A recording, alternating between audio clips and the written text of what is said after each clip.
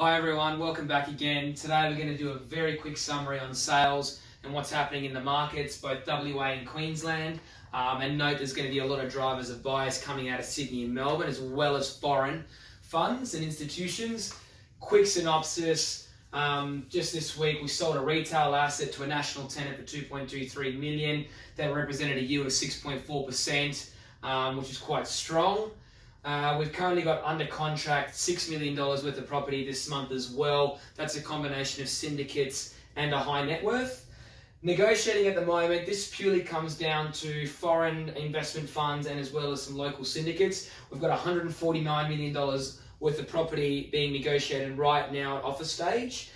We're also improving our debt funding abilities with a lot of our clients. A lot of the traditional banks now have tightened up. There's obviously been a lot come out of the Royal Commission. There's a lot of scrutiny going on. Getting non-recourse loans can be difficult for construction, especially for developers.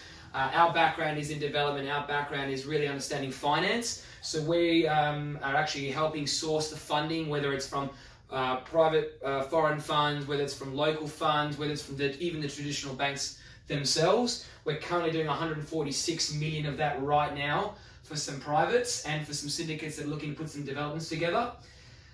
Interestingly enough, when you take all of this into the mix, you've got yield ranges sitting between 6 and 7.5%, and that means retail, industrial, office, hotels. That's the space that we're doing those, or we're seeing those yields come through on these deals right now. The drivers are really the low interest rates. The supply versus demand. There is a huge demand for leased investments. It's definitely not related to vacant stock.